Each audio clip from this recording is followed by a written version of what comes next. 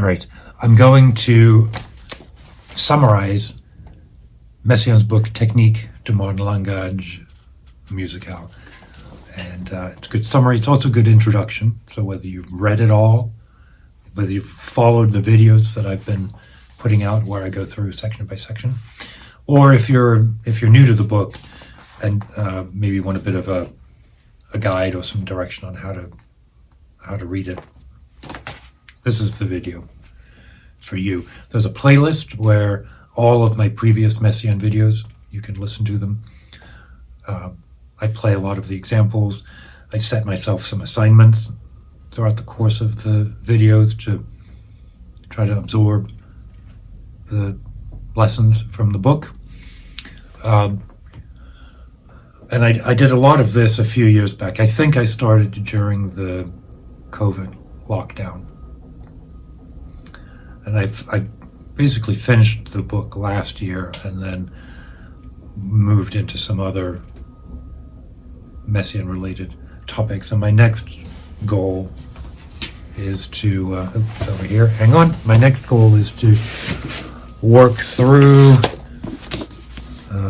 the Traité de Rhythm, de Couleur et d'Ornithologie, treatise on rhythm, color, and ornithology. This is 7 volumes. This is just the first. It brings up a good point. The first thing that I would say about this book is, be aware of when it was written. It was written in 1944, so really quite early in his career.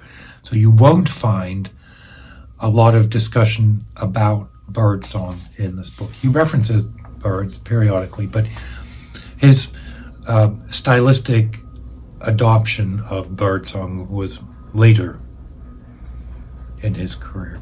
You also won't find complete serialism in this book. Those were not the techniques that he was interested in. In 1944, he had written the Quartet for the End of Time. He'd written Van Regard, Vision de la Main, those great piano pieces, or 2 piano pieces. So that's kind of the music that's reflected in this book, right? So approach it just aware that although Messiaen's compositional interests and the questions he was working on are really consistent throughout his career, his language and his approach evolved. He never moved away from, these all waves are relevant, but like the birdsong and the serialism are added on to these techniques. So keep that in mind. Now, what are those compositional techniques? Well, before I talk about that, what's the intent? I think this is very important as well for how to read the book. And it's certainly an important takeaway that I have arrived at having read the book. The word technique is not the same as system, right? So I still have in my mind the kind of theoretical training that I got as a graduate student here in America. It was a while ago now, maybe things have changed, but we very much liked to find a system that explained the piece, right? That a good analysis allowed you to sort of unfold the being of the piece, whether that was Schenkerian analysis or some kind of voice leading reduction that could be applied not just to classical tonal music, but more broadly. I very much liked spectral analysis, that you could look at a spectrogram and sort of make judgment about the shape of the piece that informed the piece occurred because of the analysis, because of what's revealed in the analysis, right? Whether it's set theory, Alan Fort, those kinds of things. I don't think that's what this book will do. It is a more, I don't know, experiential book, a phenomenological book. So, for example, a video I did last week where I revisited the resonant chord, and in particular what Messiaen calls the inferior and superior resonance. Well, I had really struggled with what he meant by those because, and this was my realization in the video last week, because I was thinking functionally, even knowing that Messiaen and Debussy, these composers are using chords non-functionally, not irrationally, but non-functionally. They're not necessarily interested in dominant tonic relationships. So I was thinking subconsciously that inferior and superior must mean something like subdominant or dominant on the fifth or some relationship like that. And it doesn't. It simply, I'm convinced of this, it simply means that the modal material that is enriching the fantastic experience of the sound is below the material that is the core, or it's above it. It's inferior or it's superior. In both cases, there's sort of a polymodal reference, right? You can have material, and then that's your inferior, or you could have your superior. So from that, take that the techniques are not lessons, although they can be turned into lessons and they can be turned into exercises. But this is not a textbook on voice leading, right? Going back even further in my education to freshman, sophomore, as an undergraduate, we spent 4 semesters learning essentially how to write 4-part harmony like Bach. Great, don't get me wrong. I mean, I value that insight, and I still know that it's floating back there. Although as a tangent, instead of functional harmony, which is what I was really studying, I've become more interested recently in figured bass, which I never really learned. Not really. So the techniques are an attempt, I think, to point you in a direction of an experience. And that, I think, is ultimately Messiaen's compositional objective as well, right? All of the spiritual elements of his music are reflected in the structure and the surface of the material, and they are also called out by that piece. When you listen to Messiaen, the techniques that he uses are there to deliberately provoke this kind of confrontation with a spiritual domain. And his spiritual domain is specifically the Catholic liturgy. I'm not Catholic, I'm a Buddhist and a Methodist. But the idea that the music, the art, is pointing towards something beyond the immediate experience is was very much in the air in your part. It's, I think, very much part of the surreal or imagistic poetry that Messiaen was influenced by. His mother, Cécile Sauvage, was an imagistic poet. So the idea that the music is constructed in a way to inculcate an experience, is that the right word? To entrain the mind and the body in order that you can re-experience a particular type of spiritual truth.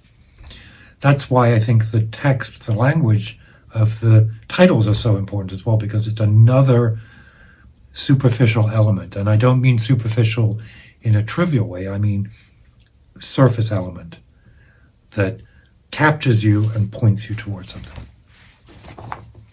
So I would argue Messiaen doesn't talk about the titles here, and yet the entire document is suffused with his titles and with his poetry, right?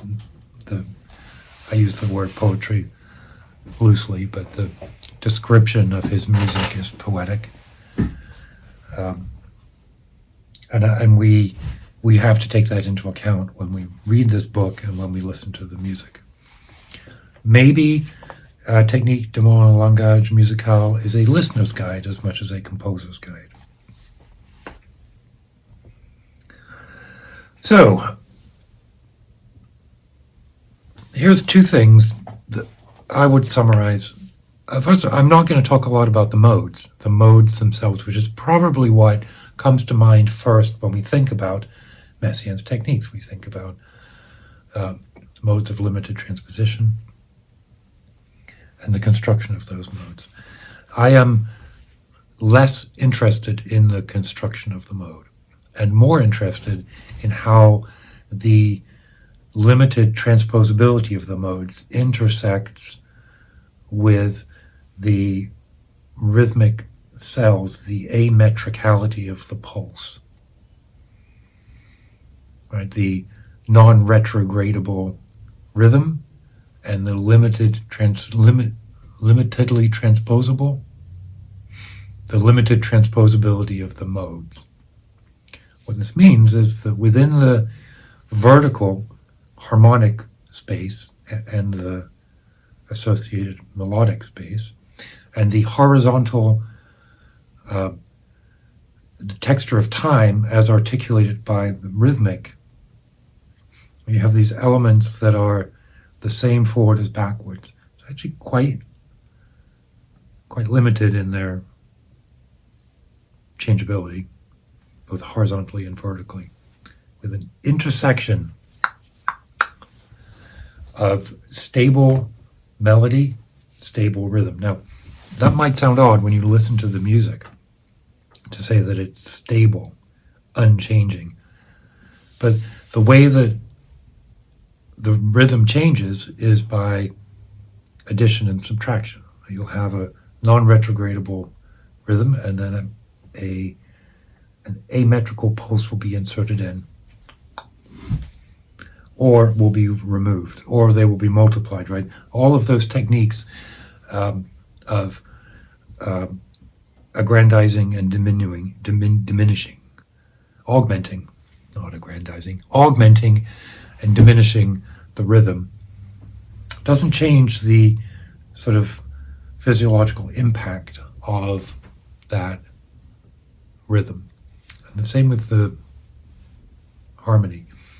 And that intersection, take away the idea of a neum. Right? So a neum is a manuscript device on chant. And it reads like an ornament.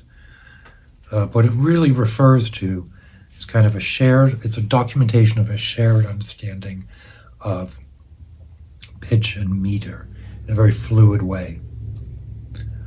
And I think that Messiaen in his scores, even though he's using he's obviously using staves and pitches and notes, would perhaps prefer to write in neumes. Right? If you look at the manuscripts of the monks of Solesmes, for example, right, the squiggles and the curlicues reflect the interpretation of the music. And I think that that's a good idea to keep in mind, particularly once Messiaen stops using time signatures and simply measures that are unmetered but are pulsed. Right? So that intersection of the horizontal and the vertical, of the ametricality, the non-retrogradability of the rhythm, and the limited transposability of the harmonic space gives you this sort of experiential vortex that I think of as a neum. And that is the pointer to the experience that Messiaen wants you to dig into with the music. That's kind of the first technical précis that I would provide here, the bref, the resume. So what else did I take away? Well, I think it's very interesting where Messiaen talks about the compositional filter, because it's quite revealing in a way. What it, as he first refers to the filter when he's talking about intervallic content of melodies. And what he reveals is that his melodic material is often based on recollection of some other composer's work. He talks a lot about Mussorgsky in these examples. He'll have a melody in mind from a song or a piece, and his composition will be a filtered version of that, not a variation, right, but a restatement through the filters of non-retroreadability and limited transposition. I don't think you would ever listen to the output and think, oh, that's Mussorgsky's so-and-so, or oh, that's from Ravel. But Messiaen's very clear that he's borrowing. There's a whole book. Do I have it here?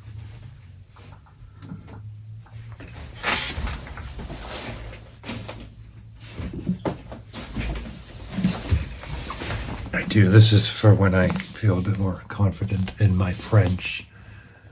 Le modèle est l'invention. Messiaen est la technique de l'empreinte. L'empreinte is, sorry about my pronunciation, l'empreinte is the borrowing, right? And so it's an entire book on what do you call them, influences or sources. Messiaen's totally open about this. He's not stealing. He's just, I do the same thing. I hear and I come up with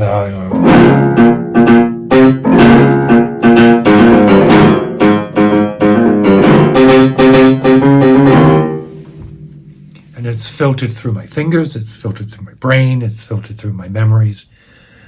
And Messiaen is very clear that this is central to his compositional process.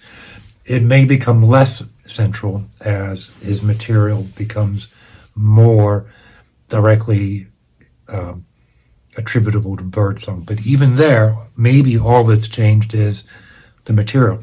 Messiaen doesn't transcribe birdsong in its... He's interpreting the birdsong, right? He wants to have a particular effect while he is clearly referring to a particular song. I'd forgotten I had this. I bought it a few years. I bought this through COVID as well.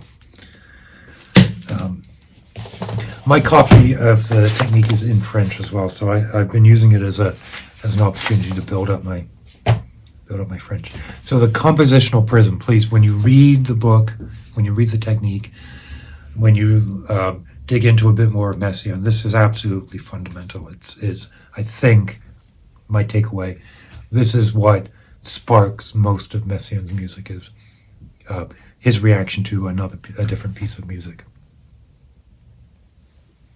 Okay, the vortex of harmony and rhythm. That's the first takeaway. Second takeaway, the compositional prism. Formal simplicity. Messiaen's a Baroque composer in this sense. He's much more likely to write like a ternary piece or ABAB or some kind of gavotte or rondo form, right? He uses the same structures that you would find in Couperin or Rameau. He doesn't through compose ideas. It's not like Debussy. Again, in my undergraduate music class where we listened to Prélude à l'après-midi de Faune, where that whole compositional approach is to not repeat and to always develop and always unfold and always to evolve.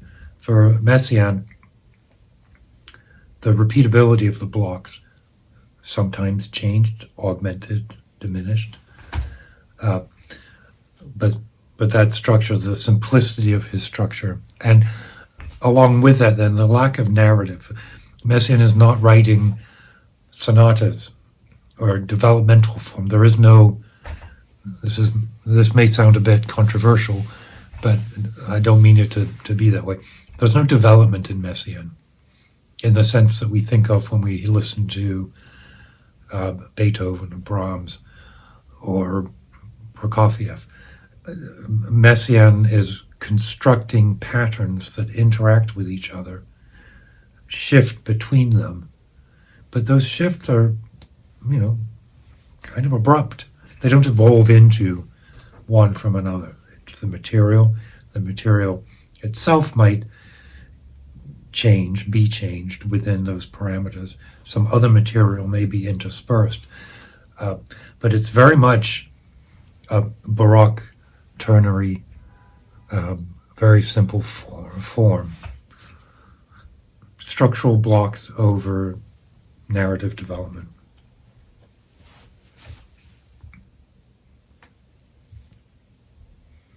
Okay, and the last thing I wrote here, the modes follow his fingers. Now, I don't mean to imply by this that he accidentally came across the modes, because of course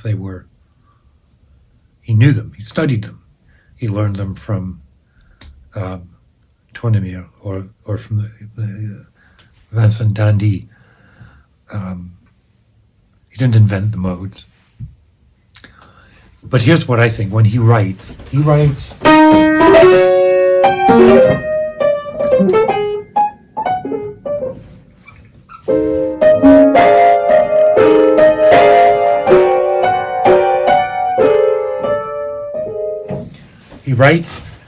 because his fingers hit something.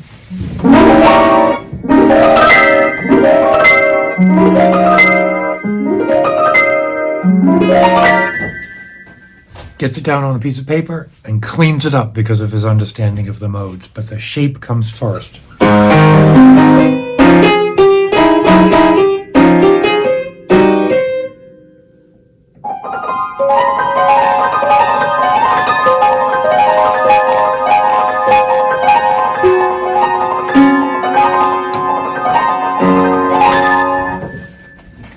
This is really important.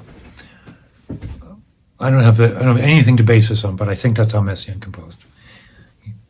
Something came out of his fingers. He was a good enough composer to be able to write it down. That's my struggle. And by writing it down, it got cleaned up through the filters of his understanding of the modes. Now, I'm influenced in this in something my friend Lynn told me once. Lynn is an Egyptologist. And when I first met him, I said, well, how did they build the pyramids? Expecting there would be some. Lynn's an interesting character, so I wouldn't have been surprised if he'd said something about Atlantis or aliens or something. But what he got across to me was that the mathematics to explain the pyramids came after the pyramids had been built. What had happened, said, was an entire culture that had experimented with shape and form physically in smaller scales and gradually bigger and bigger. And the alignments of the mathematics came after the precision of the experience of building. And I think that's how Messiaen works with the modes. Of course, they're ingrained in his brain and in his fingers. But the choreography of his fingers and then his enormous capacity to transcribe the action of his fingers the same way that he transcribed the action of the birds is what then turned into the pieces. And then, of course, the pieces, I have these shitty notes and I try and turn them into less shitty pieces of music. And that model is probably the most important lesson I got from this technique book, was to see the craft of composition as essentially the craft of recognizing what's occurring, whether that's my fingers or somewhere else, and notating it, and then revising and working it through. But but not a system of modes that I began with, or that Messiaen began with, and said, oh, I'm going to write in the second mode, and so whatever. It was the other way around. It's this first.